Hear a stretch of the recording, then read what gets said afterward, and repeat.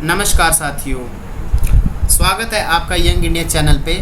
मेरा नाम राकेश कुमार है। आज मैं आपको बता दूं कि जो हमारे सतीश विद्रोही जी हैं वो थोड़े बीमार हो चुके हैं, इसीलिए मैं आज उनकी जगह कुछ आपके साथ कुछ विषय पे चर्चा करना चाहूँगा। तो चलिए हम शुरू करते हैं वो एक चर्चा।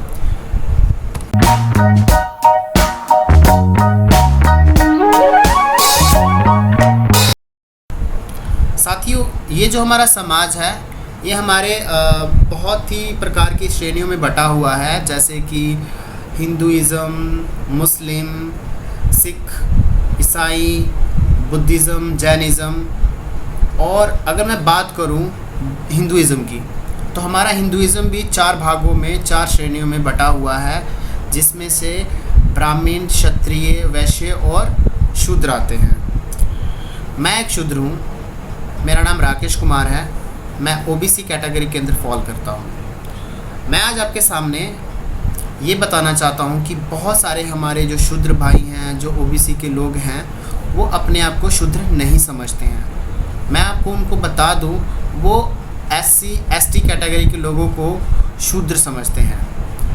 दोस्तों, ये जो हमारा ये श्रेणी बटी हुई थी, ये लगभग 5000 साल पहले बटी हुई थी सब चीज़ें। उस समय ये जो एससी एसटी के जो लोग हैं, ये उस समय अछूत माने जाते थे।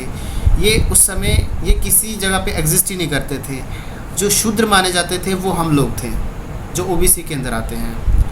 वो हम पे ही जो भी आपने सुना होगा इतिहास में या पढ़ा होगा कि बहुत सारे अत्याचार हुए थे ये शूद्र लोगों पे, तो हम उसी वर्ग से मतलब कि करते हैं, बिलोंग करते हैं। मैं आप लोगों को बता दूं, हमारे कुछ साथी अपने आप को ये शूद्र नहीं मानते। वो समझते हैं कि हम भी एक उच्च श्रेणी के लोगों के साथ हम हैं, हम उनके साथ जुड़ चुके हैं और हम ही वो हैं। साथियों, मैं बस इतना बता दूं कि ऐसा कुछ नहीं है। आपको अपनी पहचान सबसे पहले जाननी है। आपको अपनी ये पहचान ज़रूर जाननी है, और इसके लिए आपको ये एक्सेप्ट करना पड़ेगा, स्वीकारना पड़ेगा कि आप एक शूद्र हैं। और हमें उन एससी एसटी कैटेगरी के लोगों को ऐसा नहीं समझना है कि वो शूद्र हैं और हम उच्च श्रेणी के लोग हैं। हम सब एक से हैं और हमें एक साथ मिलके रहना है। तो साथियों, हमें एक सपना पूरा करना है। वो सपना जो बाबा भीमराव अंबेडकर जी ने देखा, वो सपना जो ज्योतिराव फुले ने देखा, वो सपना जो सावित्रीबाई फुले ने देखा।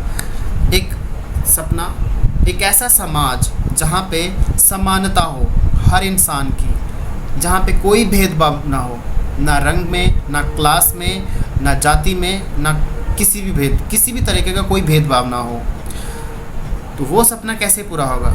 वो सपना तब तक नहीं पूरा होगा जब तक हम लोग सारे इकट्ठा ना हो जाएं, हमारी सबकी सोच एक जैसी ना हो जाए।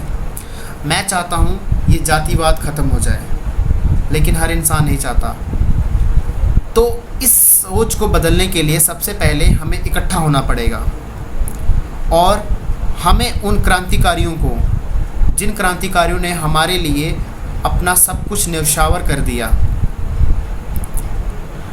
एक बात बताइए साथियों, ये जो हमारे दादा परदादा थे, क्या हमारे दादा परदादा ने कोई इन क्रांतिकारियों पे एहसान किया था?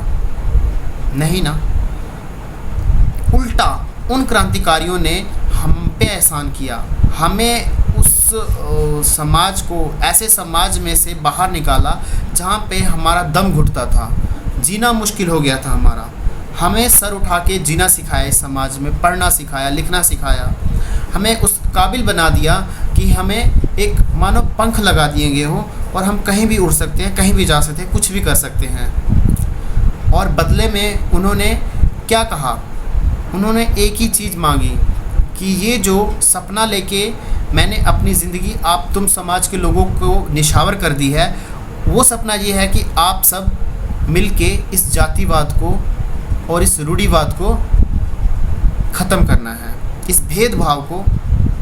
और ये जो समाज में बनाई हुई ऐसी संस्थाएं हैं जिसमें से हमें ये पता चलता है कि हम इस वर्ग से हैं, हम उस वर्ग से हैं, ये सब चीज़ें ख़त्म होनी जानी चाहिए, बिल्कुल सम्मान्यता होनी चाहिए। तो हमें इस सपने को पूरा करना है, और इस सपने को पूरा करने के लिए सबसे पहले हमें एकमत होना है। तो मैं आपसे हाथ जोड़कर ये विनती करना चाहूँगा कि साथियों, आओ हाथ मिलाओ, एकमत हो जाओ, एक साथ हो जाओ और ख़त्म करें इस जातिवाद सिस्टम को। साथियों, मैं चाहता हूं कि आप नीचे कमेंट ज़रूर करें। मैं ये जानना चाहता हूं कि जो भी मैंने कुछ बोला, क्या वो सही था या गलत था।